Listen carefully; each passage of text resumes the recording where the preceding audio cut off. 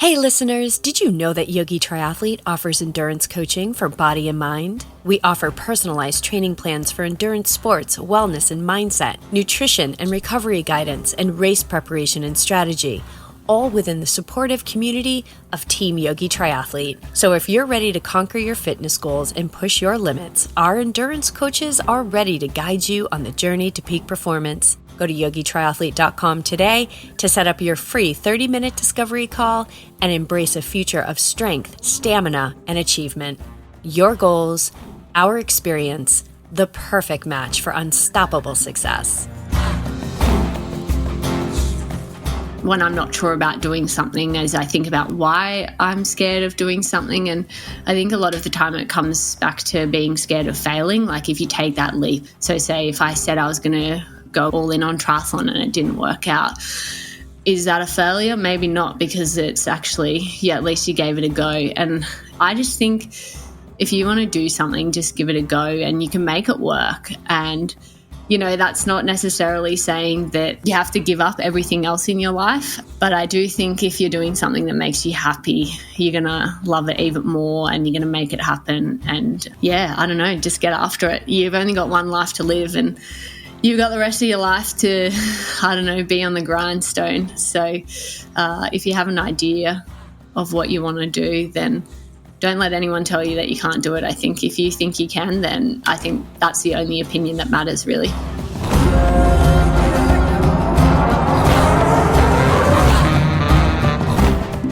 Welcome to the Yogi Triathlete podcast. We are your hosts, Jess and BJ, and today we're pumped to chat with professional triathlete Penny Slater, who just crushed it at IRONMAN Texas, the North American Championship, in a performance that she categorizes as a breakthrough race.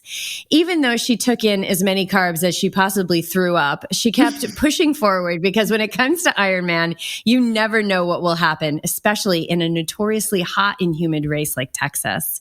In the end, she took second on the day with an overall time of 8:44.36, just 2 minutes and change behind repeat victor Kat Matthews. Penny started racing as a pro in 2017. She's been to Xterra Worlds and Ironman Worlds. In 2022, with a few years under her belt, she quit her job as a teacher to go all in. She's passionate about advocating, educating, and empowering other women on their sporting and triathlon journeys. And I've loved researching this rock star. She's had me laughing out loud with her witty banter, and we can't wait to dive in. So let's go. Penny Slater, welcome to the show. Hi, guys. Thanks for having me on. First of all, congratulations. So good to have you here. But man, what a race, what a day, super challenging conditions. Before we get to the race though, how is recovery? How are you feeling today? I actually feel like a bit more of a normal human today. I was at the airport with some of the other Aussies flying back, and they were laughing at me because I was still hobbling around and they were all walking normally. So, I went for a little swim this morning and actually didn't feel too bad. So, just been eating lots and sleeping lots, and obviously had the travel back from Texas to Australia, which is kind of a long one. But feeling not too bad. I feel like maybe I'm still on the high though, so we'll see. A little bit. Well, it was so great of you to, fly to Australia. It's Friday there, it's Thursday night here. You've lost sleep, and then you just, like a champ, you just scheduled this podcast, and here we are. And I'm pretty psyched because it's always fun to smack it down so close to the race when it's nice and fresh. Yeah, exactly. Like to get it while I still remember actually what happened. Well, let's dive in. What happened? Let's start with race morning. Give us the lowdown. It's quite the epic experience. Yeah. Yeah. So race morning, I actually had a really lovely homestay in Texas, which made the whole race week a lot easier. But I was staying there with another pro, Josh Monda. And I heard him rustling around at about 3:00 in the morning. And I'm one of those people that gets up maybe 45 minutes before I have to leave before a race. So he was up an hour earlier than what I was planning on getting up. So race morning, I got up and I actually was super excited about the race. So I didn't get as much sleep as what I usually do before a race, but that's all right. I had a fair bit in the bank from the week leading into it. And yeah, woke up and had my rice pudding for breakfast, except unfortunately the rice pudding didn't go very well. I had about 3 spoonfuls and then I promptly ran upstairs to the toilet and vomited most of it up, unfortunately, which was a bit of a surprise. And I thought, I just put it down to maybe being a bit nervous. And yeah, so kind of had to decide what I was going to do then, if I was going to try and eat some more food or go on an empty stomach. But I managed to smash down some toast still and then just decided I was best having a carb mixed drink and just sipping that slowly while I was setting up transition and stuff like that. So, yeah, I got down to race morning. It was super dark in transition, but they had a good setup with all the lights and yeah, I mean, it was a pretty good vibe down there. Most of the girls were happy and chatting and, yeah, so did my usual things. It's pretty easy for an Ironman these days just because you obviously put all your bags in the night before. So there's not much to be done on the morning of the race other than just get the nerves out. Got down to race start. It's about a mile walk down to the actual swim start, which if anyone who knows me, I do not like walking. So that was the bit that I was most annoyed about, is having to walk a mile to the swim start. But it was probably good for me to loosen up the legs. But that meant I canned the warm up jog that I usually do because I thought that was good enough. Yeah. Why don't you like walking? What's the walking? I don't know. It just is so inefficient. Yeah. It's like, if you're going to walk, you might as well run because you'll get there quicker. So I'm not much for walking at all, but that's all right. We made it down there. Anyway, got down there, did the usual, put on the suit, put on the swim skin, and then they had all us pros in the holding area, which was cool. Definitely a bit of a different vibe, obviously it being the pro series, so there's a lot more media around, and they had the live stream up and everything like that, which was cool. But obviously I just flew under the radar because I wasn't seen as a favourite for the top 10 even, really. So, and we got in the water. It was still really dark when we got in the water to do our swim warm-up. And I was like, oh, boy, is it even going to be light by the time we start? But the sun comes up pretty quickly in the woodlands. So, yeah, just lined up, tried to find a good spot on the starting line, and at the last minute, I kind of realised that a lot of the good swimmers were to the left of me and I was about 10 metres away from them. But I was kind of stuck where I was just because of time, and I wanted to still be on that front line.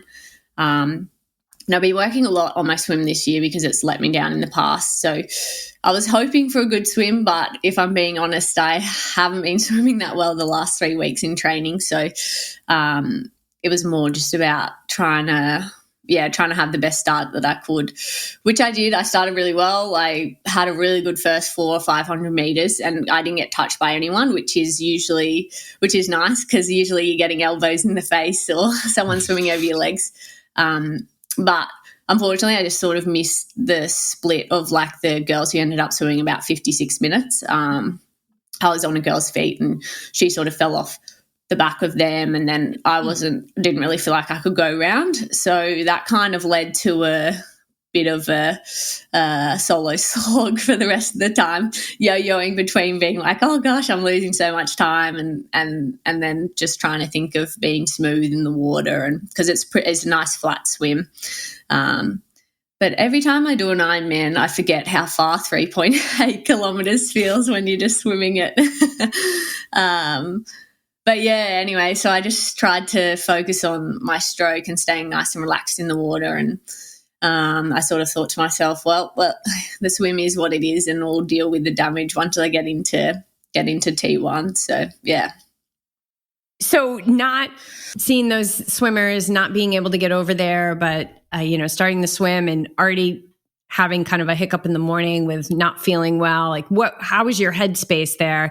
Did you have any mental chatter, and how do you bring yourself back to keep moving forward? Because this race was not without challenge for you. Yeah, for sure. I mean, to be honest, with like the vomiting in the morning, I hadn't, like, my stomach hadn't been great the few days leading in. But I kind of just was like, tried to just put it to the back of my mind and ignore it, because in my mind I was like, there's no way I'm not starting this race, and there's pretty much no way I'm not finishing it unless I'm passed out on the side, basically. So there's nothing you can do about it now. And yeah, the swimming definitely, it's one of those things, I think if you're not a born swimmer, it's you're always going to have those negative thoughts. But for me, it's one of those things that I just try and mitigate that and think of the things I can control in the moment when I'm swimming, like my kick and my stroke and my breathing. And for me, a lot of the time it comes down to, are you trying your best? And if I'm trying my best, then that's all you can do, really. Yeah, because the mind wants to go probably into like all the women that are, way already like in transition or further ahead. And now you've got to like actually like, of course you're going to hammer the bike, but to catch the pack, you're going to have to hammer even more. So the mind kind of goes to the future and you have to pull it back. Yeah, for sure. It's like, yeah, you're thinking about the bike already, but really you've still got 20 minutes to go in the swim, and it's trying to bring yourself back and stay present in that. And I guess one of the things that I held on to in the swim is that I know I've been riding really, really well in training. So I thought, even though I've been swimming better in training, but even if I swim how I've swum in previous years, I'm riding better than that and I'm running better than that. So I should be able to, reduce the damage on the bike and on the run. How is that canal for the pros coming in like that tight? Was it tight? Yeah, I mean, because it was kind of like I was passing some of the slower male pro swimmers, and it wasn't super tight. It was kind of nice because obviously you didn't really have to sight in the canal because it was quite narrow. But my thing was like, I did not realize how long the canal was. On the picture it didn't look that long, and it felt like I was in there forever. But it was cool too though, because there was obviously more spectators along there on either side, so that kind of pumped my tires up a bit. And it was nice because I was sort of at least catching up to a few of the back marker male pros, and then some of the two fastest age group men who were in wetsuits sort of came back past me towards the end. So it was cool. Did you have people there that were giving you splits, or did you have like a group of supporters for you specifically? No, this trip was a solo trip for me. So I was just doing my thing. So you're seeing all these people, because I was in the canal and you can like literally see every person's face. Like if you recognize them, you could just like wave and say hi. Yeah. But you didn't know. Yeah. So you didn't have anybody there. So you had to just like fist pump yourself in the bathroom mirror, when you got back. Yeah.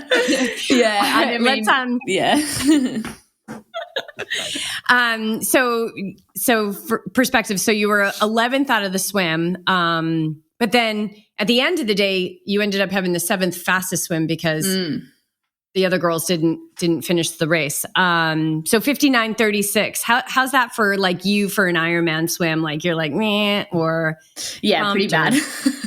Pretty bad. Okay. Yeah. I think that's one of my slowest, to be honest. I think I've done some 56s before, and then 57 at Kona, I think. So not great.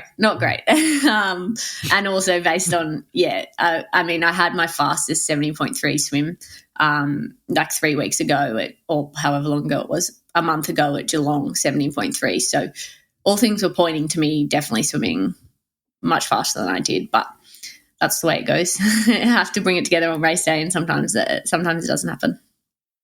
Yeah. And it's, it's the beginning of the day, right? And so you get on the bike now, you're feeling pretty confident on your bike, but I read your race report today. Poor Alice Alberts got a little, chow in the face. But your stomach was acting up again. It was like, I said to BJ, I said it was like one of those, like, when you're younger, those all night like ragers where you're just like throwing up on yourself. Not that was your whole ride, but your stomach's still not really turning well for you. How's your fueling? How's your mind? Like, how's your body feeling? Thinking, like, coming onto it, saying like, okay, I've been riding well. And then you get on the bike. Like, how's the body feeling? Are you feeling strong or just a little sick? Take us through that. Yeah. Well, I mean, my legs actually felt pretty good the whole ride, if I'm being honest, and especially the first 90 minutes, they felt good. There's like an out and back section in town, and I was holding like good power up there, and I could see that I wasn't as far back as what I thought I would be on the leaders, and I knew that going into the headwind, I could probably pull some time back on them because I don't know, that's just my thing. I usually ride into a headwind pretty hard. So it wasn't until about 90 minutes in that I really started feeling like my stomach issues.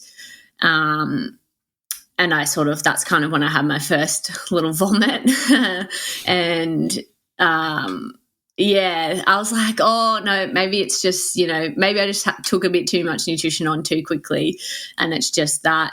I caught up to Alice by then, and she was sort of riding behind me, and at the first turn on the Hardy, like the first U-turn, we could see that, I'd ridden about 2 minutes into the second group of girls and was a little bit closer to the leading girls as well. So that was encouraging. But after that, then my tummy took a turn for the worst. I just was kind of at a loss as to what to do in that moment, but tried to think about how I could get nutrition on without making my stomach even sorer than it was. And my conclusion was that no more caffeine, basically. So I'd had two caffeine gels by then. So I just sort of thought no more caffeine, and you're probably going to have to reduce your effort, because maybe if you bring your heart rate back down, I'll be able to hopefully start digesting some of the nutrition a little bit better. And then just having like the nutrition really slowly as well. So only very tiny sips of my drink mix at a time. And that seemed to settle it for a bit. And then we went through an aid station at about 100 Ks, and I gulped some water down, and Alice was behind me, and then I was hanging off the side of the bike, absolutely spraying it everywhere. And poor old Alice got a bit of a crop dusting. But that made her go on the front. So that's one way to get someone to go in front of you, because they don't want to get blasted with some vomit. But yeah, I mean, at that stage I was like, oh man, these things maybe not going to go how I want them to. But I was feeling confident that even if I was riding at 85% of what I thought I could ride, that I wouldn't be losing heaps and heaps of time, because I usually ride the last 90 minutes of the bike quite well comparative to other girls, just because I'm a bit of a diesel engine. So I thought, even if I ride the same as what I'm riding now, I still think that will probably be equal to the other girls in the back half, which sort of turned out to be true. So you go into the bike with of course you had a nutrition plan, like you've got that dialed in, you've practiced it, you've trained with it, and you get on the bike, and then you have to throw that sort of out the window. And I think that would make most people like freak out, or like, my race is over by now, because especially on a hot race or an Ironman, fueling is so critical. So have you experienced this before? So you kind of knew how to navigate it, or was this like a first time go? Yeah, well, I mean, this is that was my 7th Ironman. So, I mean, I've definitely had some nutritional issues, not to the extent of like being really nauseous in a race, but just stuffing up my nutrition and not getting enough in. So I've always am really conscious of that. And I think the thing that just stuck with me the whole time was kind of, even if you feel sick, you need to be taking on nutrition, because you're not going to run, like there's no way you're running a good marathon off the bike if you're not fueled, you don't at least have, sort of 80 grams of carbs per hour. Because for the bike, I usually try and get 110, 120 grams of carbs per hour in, which is a lot, but it also means that obviously you can ride at a higher power because you've got more glycogen available to you. So that just kind of stuck in my head. So I was kind of like, who cares if you feel sick, as long as you can have the nutrition and get it down. Then if you feel sick, you can still ride and run through that. Then that's, yeah. So that's just what I kind of kept telling myself. And especially when it was heating up, I always have that thought in my head that as soon as you get, like 1% dehydrated, it decreases your performance by 10% or something like that. So I knew that obviously I had to keep on top of my hydration as well, because I'm a really, I sweat a lot. I have the sweat rate of a 90 kilo man. And I also am a salty sweater. So, I kind of knew that was, Ironman racing, what they say, the fourth discipline is nutrition. So if you don't do that, then it can completely derail your day. So that's got to be the priority, I think, a lot of the time when things start going wrong. And things can change at any time. I know I experienced that on race day. Like you just can't toss it in at the bike at the first sign of I guess that's with the endurance races and these like 8 to 10 hour races. Like you've got time for things to change, right? Trusting that. Yeah, exactly. And I mean, that's why I love Ironman racing. That's why it excites me so much, is because so much can happen in a single day, and so many things happen that no one even knows. And, you just see the final result on paper, but it's literally a roller coaster the whole day. And, the main thing I've learned is that you basically, as long as you don't give up, and you keep sort of breaking things down into processes throughout the day and giving yourself little jobs or goals, I think that that can make a big difference. And, my thing is always that I will always, unless it's going to be a detriment to future races or I'm going to make myself injured or really sick, I will always finish a race. So kind of when you have that mindset, it's like, well, what else am I going to do? Like I'm still I'm moving forward, so I'm not stopping. So just do the things that you can do right now in this moment to hopefully and wait it out until you start feeling better. How did how did you ride those last 90 minutes or so? Were you starting to feel a little better, or you kind of just held steady? I kind of just held steady. At this point, I was still riding behind Alice, and the course was still getting a little bit crowded because we had that tailwind. So we were going like 55 kilometers an hour in a lot of the sections, which is super fun, but it can be a bit hairy when you're trying to go around people. So, and my tummy was starting to feel a little bit better. So I prioritized then trying to make up a bit of, nutrition in that last 90 minutes. And because to be honest, I wasn't really riding that hard. But I thought, if I do this, then I'm probably going to set myself up to run a little bit better than what I would if I tried to go to the front and then not be able to take on as much nutrition. So I had like a full bottle of carbs left in the last 45 minutes, which was like 120 grams of carbs. So that was sort of my goal, to try and get the majority of that down in the last 45 minutes to an hour, which I managed to do. So, and just followed Alice back through town and got some water in and stuff like that, and mentally prepared for the run. God, I love it. There's just so much. I mean, I think that's part of our addiction, right? Is like all the problem solving. Like, in the moment, it's like, oh, like I just wanted to go like smooth. But then there's that piece of it that's like the problem solving is kind of addicting, Mm-hmm. just being able to really you're using your physicality, but now you need to engage your intellect as well to kind of like on the go as you're going 55 kilometers an hour, like you're doing math and you're figuring out like how you can best fuel and take care of your body so that you can run strong.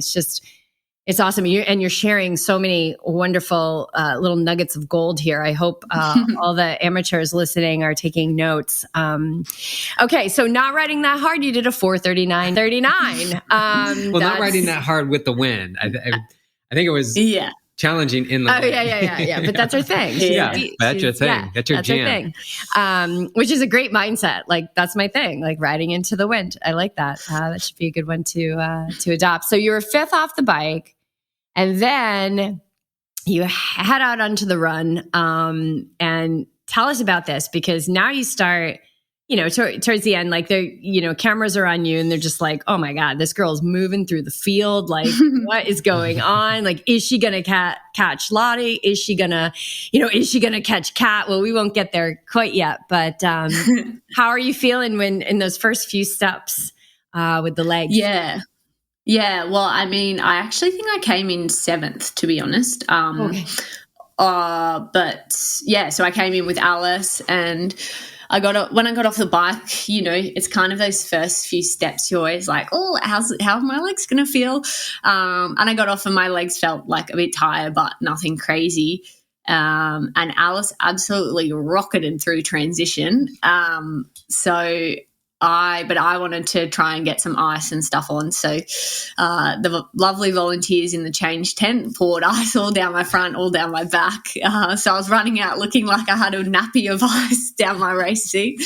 But yeah, and then I started running, and I was running probably like just under 4:10 pace, which I was like, oh, that's pretty good. And it felt comfortable, and like on my perfect day, on my ideal day, 4:05 is like what I'd like to start out at. But it was hot, and I also been feeling not great, so I was like 4:10s, I'll take that. And then honestly, I looked at my watch for the first 3Ks, and then I was like, well, I've obviously found my rhythm. I'm starting to feel not too bad, so just keep running, basically. And yeah, I obviously had Alice around me too. And then I actually could see we had obviously pulled time back on Hannah and Jocelyn, who were in front of us, because there was like an out and back bit at the start. And so we were only sort of 200 meters behind them, which I was surprised about, because obviously I didn't really feel like we were riding that hard back into town, which meant that they dropped off the pace a bit on the last 90 minutes of the bike. So, yeah, and I just I've been running probably the best I ever have in my life in the last sort of 2 or 3 or probably 2 months. So my coach had said to me before, he was like, if you get down off the bike, if you're off like onto the run 8 minutes down, don't be worried. You're going to if you're feeling fine, you'll run onto the podium, no worries. So I kind of had that in the back of my mind. So, yeah, I just kind of got to work, and my main focus for that first 90 minutes was trying to get nutrition in, really, because I could feel I was a bit carb hungry, like I was getting the tummy, like I was a bit hungry and stuff like that. So did you like just water? Was water just feeling good? Like just water? Because I remember coming off and it just tasted so good to not have any of the sugary stuff. I felt maybe that was dehydration. I don't know. But did you experience that? Yeah. I feel like in an Ironman you always get flavor fatigue, so it's so nice when you get on the run to be able to just have, or you have like some gel and then you have water straight away, and it's really nice to have that and kind of cleanse the palate for the next 300 grams of carbs you've got to take in. What was your so yeah, with all the nutrition changes, like mortal hydration, no Gatorade and all of that, like do you carry your own? What was your strategy with that, just to share it? Because I think you took back, we'll get to it, but you had a strong run. So what was your plan? Yeah, so I'm pretty much in training, I basically use a lot of just liquid carbs. So I have a sponsor here in Australia, Fixed Nutrition, and they just do a carbohydrate electrolyte drink, which I find helps me a lot. So I had a flask of that in my T2 bag. So that had 75 grams of carbs in it. So that's kind of a good way to start off on the run, because I was just like, okay, I've got to have this in the first 50 minutes of the run.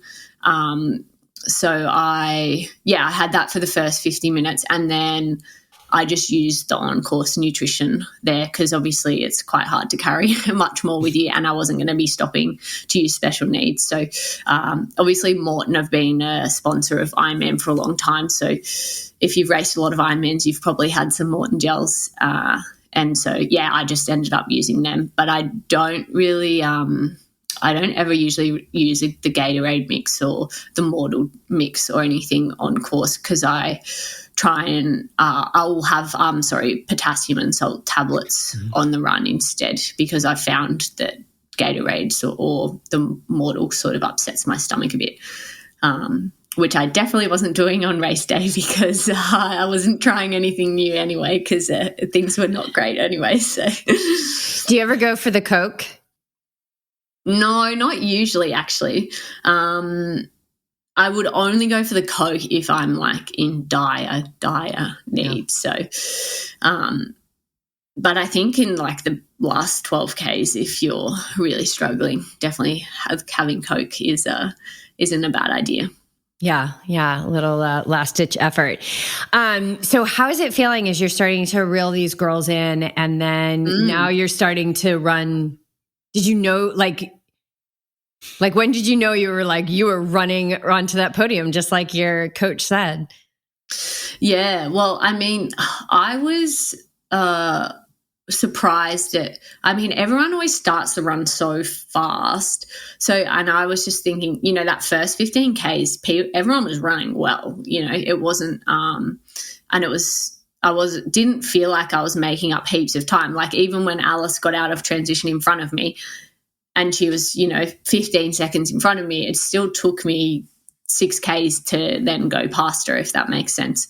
So I was just sort of thinking, just keep doing what you're doing. Like, I don't think I can run any faster right now without feeling like I have an upset stomach. But so I went past Alice, and then I went past Jocelyn in the first lap of the run. So that meant I was up to 5th, and that means you get a bike to ride next to you, which is kind of fun. It gives you a little bit of a boost, and also makes people move out of the way for you too. And then going through like town on the first lap it was also fun, because obviously that's when there's more spectators and stuff there, and you can sort of see where people are. So there's an out and back section, and I could see that I was still probably 4 or 5 minutes behind the leaders, or a bit more than that really, because I think Kat was on the front by then, so I didn't see her on this out and back bit, but I could see Fenella and Lottie and Hannah as well. And then at the start of the second lap, I started feeling sick again, and I was like, oh my gosh, come on, can I not catch a break here? So then, there's a little park bit, and I was like, started feeling nauseous, and then I was like, no, hold it in. And then I could not. So I had to stop, and I just emptied my guts a few times. And so then once I started running again, I felt all right. But I noticed like this might be TMI, but when I did vomit, it was a very like yellow and not much water. So I realized that meant that I was probably quite dehydrated. So then I was like, my priority is getting in as much water at aid stations as I can, and try to trick my brain to take on more nutrition. So then from then on, I was like trying to practice. I was chewing my gels to make my stomach think that I was actually eating something worthwhile. I love that trick. That's a good trick. Yeah, a few people said to me at the end, like after the live stream, because they noticed I was doing it when I was on the live stream, and they're like, what were you eating? Like, it looked like you were just eating like a bag of nuts or something. And I was like, oh, no. I was just I was faking it, basically. Yeah, but then I just felt like I moved up on Hannah and Fenella really quickly going on to that second lap. And so when that happens, obviously I was like, well, I'm obviously must be moving a lot quicker than what they are, because it felt like I pulled back 4 minutes within like 7Ks sort of thing, or 6Ks. So once I got into third position, I was kind of the mindset, okay, now you're literally just trying to manage everything until you get to the finish line. And if that means you run up into more places, then that's great. But right now, your job at each aid station is to make sure you get on a little bit of nutrition and get on as much water and cool yourself down as much as possible at each of the aid stations. Yeah. Yeah, and don't lose the podium. Don't slow down. Yeah. Yeah. But then you run up on second. Now you're in second. Oh yeah, I could see on the second lap there was the same out and back bit, like just towards the end of the second loop, and I could see that Lottie was only about a minute ahead of me. And there was people giving me splits out there, so thanks to those kind souls.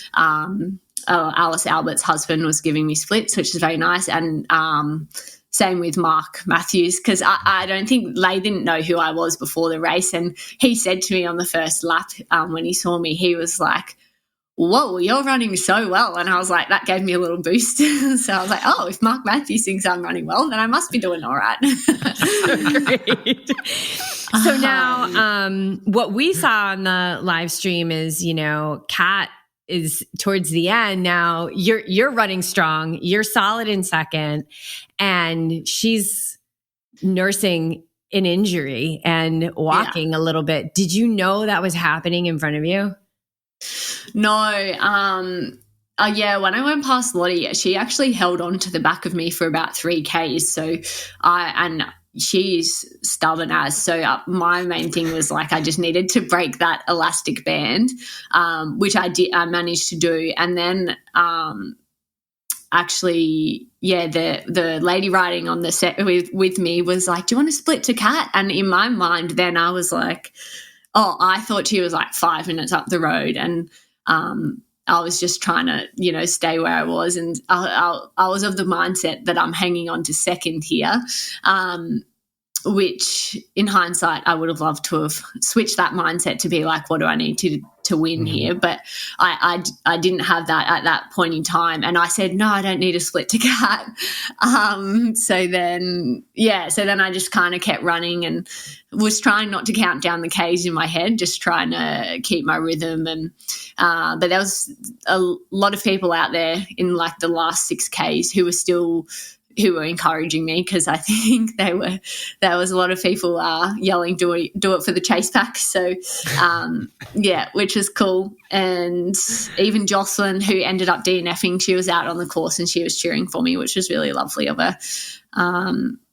And then, with like 2Ks to go, there's an out and back bit, and I saw that I was only, maybe 2 and a bit minutes behind Kat, but I mean, I guess by then it was kind of too late. So but it was cool because I had obviously the camera from the live stream with me the whole time, and the cameraman from there, he was like, came up to me with about 8Ks to go, and he was like, holy moly, Penny, you're moving through the field.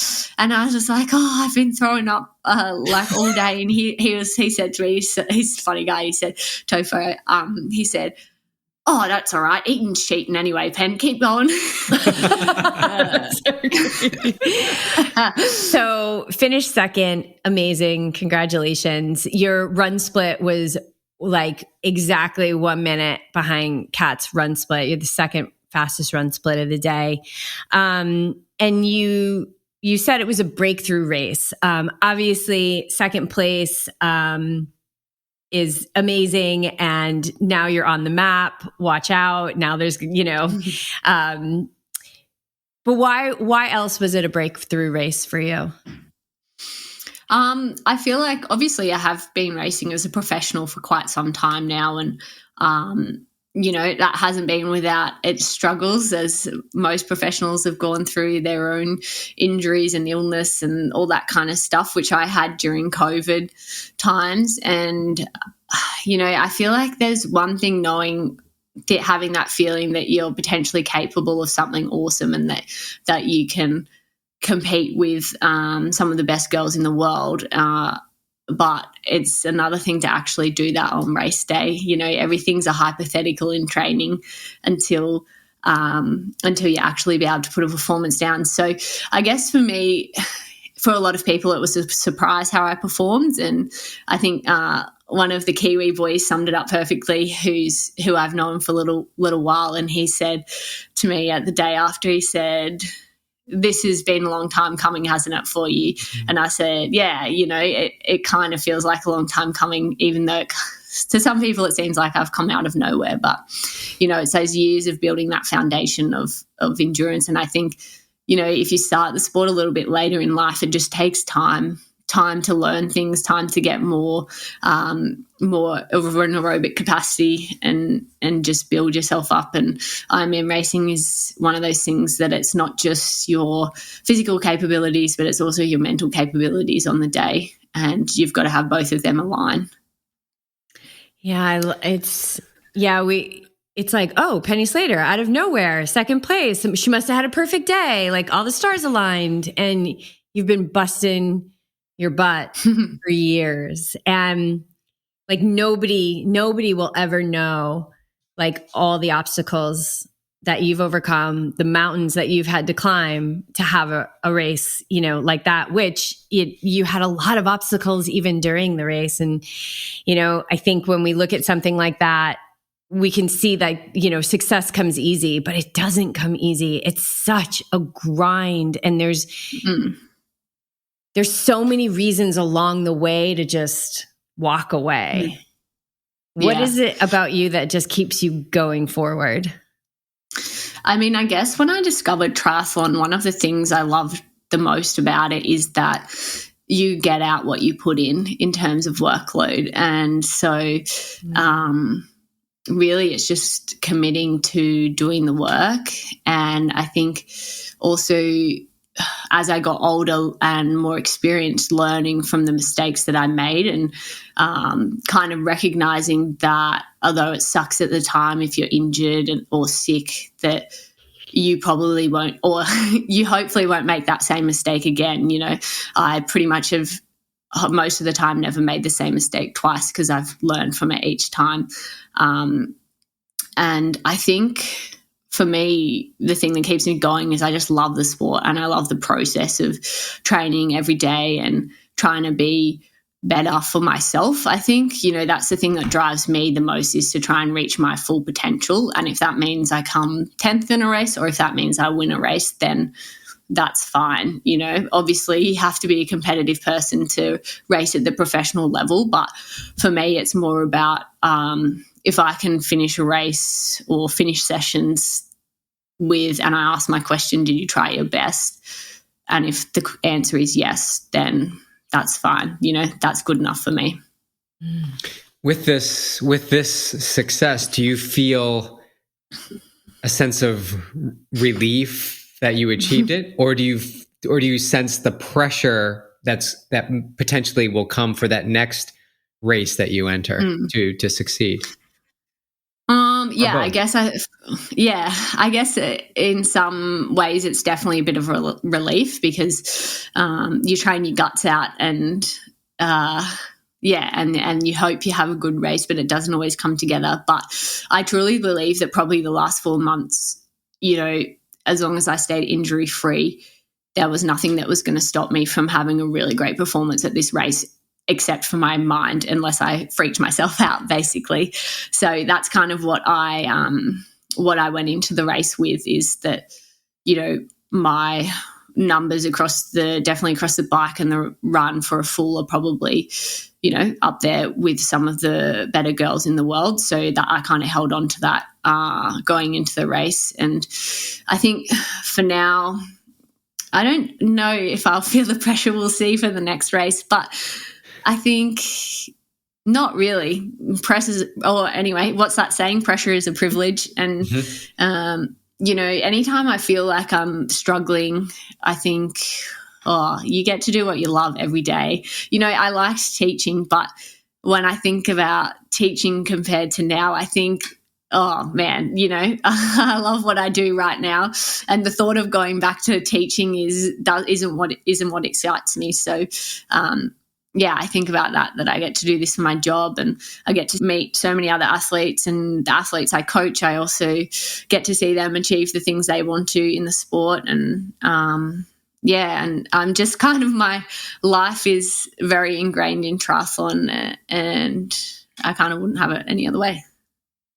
You mentioned the job, and this is something that we speak to our athletes about, and we've done ourselves. And how hard was the decision to go all in, or how easy was the decision for you? What did you bump up against?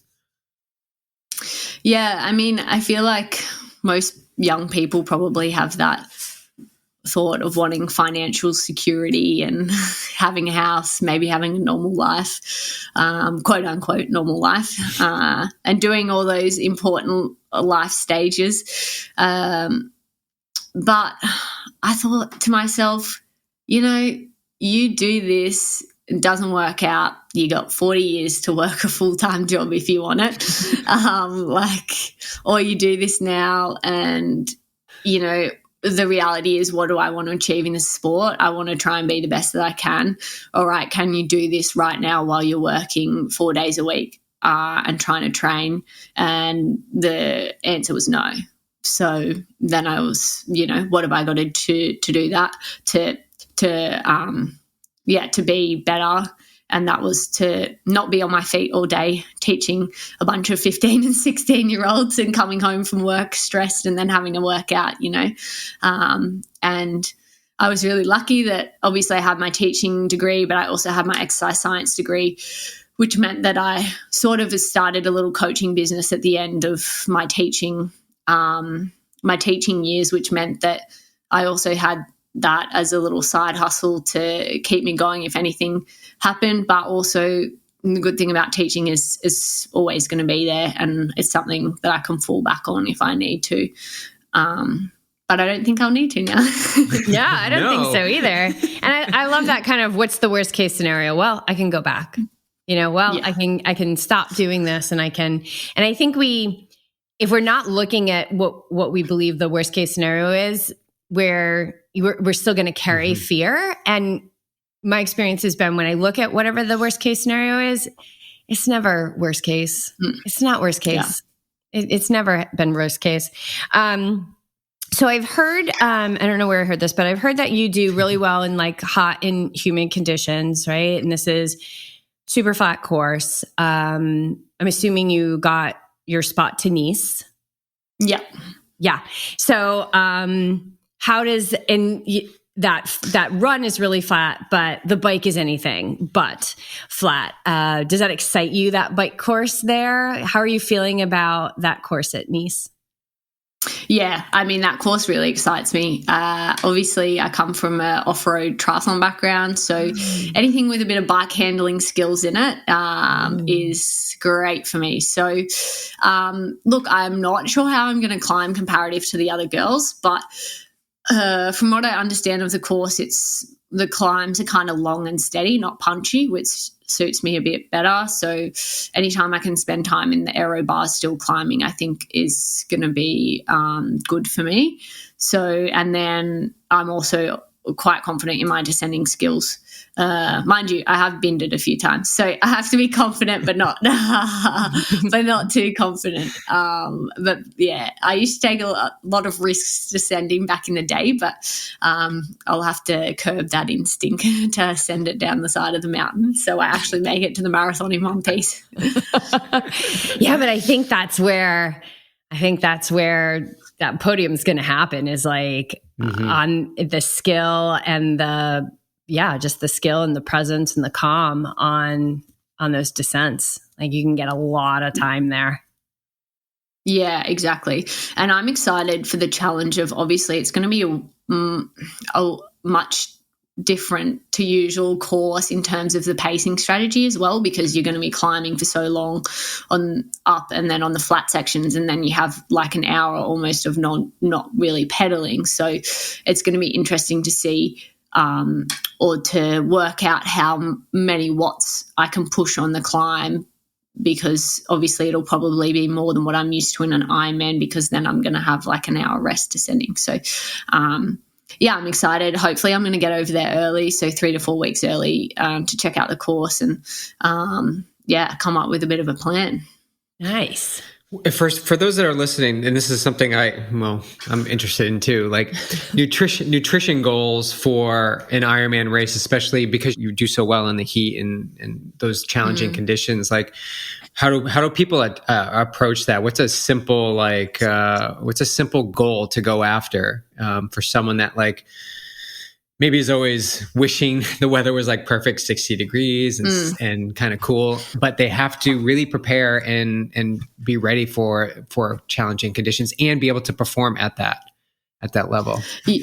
Yeah, I mean, so lucky for me, I also do a bit of research myself. I'm still at uni. So what the research says is that, anywhere from sort of 80 grams to 120 grams per hour of carbohydrate is going to be your best bet. And then it's obviously dependent on your sweat rate as to how much fluid you need and how much salt you need.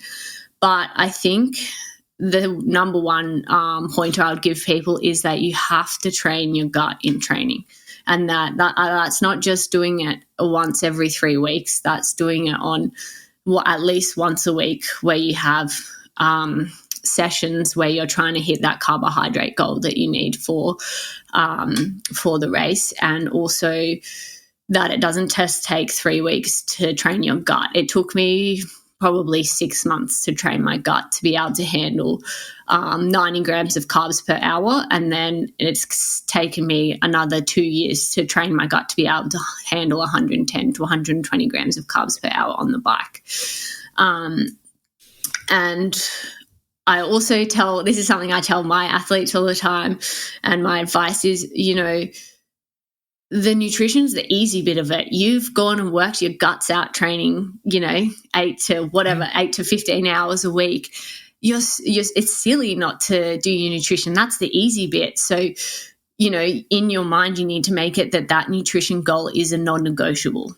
Like, if you're not doing that, then there's, you're not going to perform how you think you can perform. So if your number one goal on race day is to make sure you get the nutrition in, then that means that your potential to perform increases exponentially. So, because then also that means if you hit your nutrition goal and you hit your hydration goal, then if you don't perform how you want, then then you can go and look back at your training, and then that's how you can, then you'll be able to find reasons why you didn't perform as well as what you did. Whereas if you don't hit, you completely, your nutrition plan goes out the window 90 minutes into the race, then, of course you're not going to have the race that you've trained 12 months for. So, yeah. Sorry, that was a long-winded way. No, that's good. That's magic right there. That is really, really good information. It's critical. It's critical to train the gut. You bump up against, this doesn't taste good or this isn't enough. Well, it takes time to get that in. And yeah, you're right. You do all this training and then you get the race day and you don't fulfill your goals. Well, it's not really the training. Like, did you have the proper fueling that would allow you to tap into what you've done in training? Well, you're doing the training anyway. Why wouldn't you? Exactly. And you got to be fueling the body while you're doing the training. So why not just fuel the body once a week like you're racing? Yeah.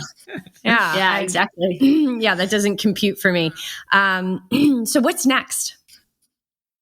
Well, what's next for me? So I'm planning on doing Ironman Cairns, which is in 6 weeks, which is another Pro Series race. unfortunately, I had a bit of a quad niggle going into Texas. So we're just trying to get to the bottom of what that is currently. But pending that's all good, I'll definitely be on the start line at Cairns. I've raced there the last 3 years, and it's kind of like a home race for me because a couple of my sponsors are up in Queensland, and I know a lot of people up there. So I'm very excited to get back there, and I think it's going to be a good field again. I think a lot of the girls who race Texas are going to be in Cairns. And then, then we'll go from there. Nice. What was, switching gears just slightly, like, I didn't know that you were with Ari in this whole, like, because I was watching those videos of you guys together, like having all this fun. What was it like to have him come over and be immersed in your daily training? And man, he struggled on some days, but he came out pretty well. What was your take on that experience? Yeah, I mean, it was, So, when I got asked to come to the camp, I was like, oh, yeah, that'll be fun. I do a lot of training by myself, so I kind of jump at any opportunity to train with other people. But in saying that, I also love training by myself because I don't have to talk to anyone sometimes. That's when I get my thinking time. So, when Ari turned up, I was like, oh, who is this guy? The first day in the pool, he was absolutely chucking a bit of a hissy fit. But then, as the kind of weeks went on, I realised that I could give him a bit of a hard time and he could take it, which was good. And then he also began to realise that my tolerance for people being late or people whinging is very low when we're all training and everyone's training hard. So if you say you're tired, I'm probably not gonna have much sympathy for you. So he learned that the hard way. But no, it was so good to train with him, and honestly, it was really good to see how he literally developed so much just over the 3 weeks that I spent with him. I think he's spent a lot of time training by himself, and it was kind of good for him to be in a bit more of a solid routine and I guess kind of learn the ropes a bit of what it potentially takes to be a really good athlete and that discipline that you need to be able to actually get to sessions on time and train day in, day out. And I mean, from talking to him since the camp, I think he's really matured and has the right ingredients to really have some good performances this year, hopefully. The one thing I took away from that was completing the swim set, like even if you're tired and you're not hitting the times, like complete the set. And I don't know if that's the belief down there or the system down there, but I think that's a really important thing to train the mind to let your yes be yes, like complete the thing no matter what. Yeah, for sure. I mean, him and I were kind of, we're very similar swimming wise actually. And I guess it's so easy when you're swimming by yourself to just either change the set or maybe not do as much but kind of here in Australia, it's like you go to squad in the morning, you're doing what everyone else is doing. You're not, and like for me, I swim with a bunch of 16-year-olds and I'm absolutely hanging on for dear life at the back of the lane. So it's a very humbling experience. So every time I think I'm good, I'm like, oh yeah, I'm on. And then I go to squad, like I went there this morning and I was, there's kids swimming a minute for 100 meters and I'm swimming like 1:15. So it's definitely just so many people swim in Australia and we have so many good swimmers that if you go to a squad or you swim with some other swimmers, then it's kind of hard not to get better. All right. So as we wrap this up, I'm thinking about, we touched upon it, this leap that you took and left the quote unquote security of a job. And so just that in general, just taking risks in life to go after something you want. Any words on that? I know a lot of people are listening that are like, oh, I'd love to, but we get stuck in the what makes sense on paper or what we should do or what society says we should do or what the others are doing. And so as somebody who has taken a leap and followed something, yeah, any words on that for people who might be right on that razor's edge of following a dream? Yeah, I guess something I come back to too is when I'm not sure about doing something, as I think about why I'm scared of doing something. And I think a lot of the time it comes back to being scared of failing. Like if you take that leap, and so say if I said I was going to go all in on triathlon and it didn't work out, is that a failure? Maybe not, because it's actually, at least you gave it a go. And I just think if you want to do something, just give it a go and you can make it work. And, that's not necessarily saying that you have to give up everything else in your life, I think. But I do think if you're doing something that makes you happy, you're going to love it even more and you're going to make it happen. And, I don't know, just get after it. You've only got one life to live and you've got the rest of your life to, be on the grindstone. So if you have an idea of what you want to do, then don't let anyone tell you that you can't do it. I think if you think you can, then I think that's the only opinion that matters, really. That's beautiful. Perfect. I love it. Penny, you're awesome. Thank you so much. Congratulations. We'll be watching and so happy to be connected with you. Congratulations again. Amazing performance, especially now that we all have the inside scoop of what was really going down, because you all look great and fit and fast, and we don't know the chaos that's happening within the mind and body. So thank you so much for being incredibly generous and for spending this hour with us. Really appreciate it. No worries. Thank you so much for having me.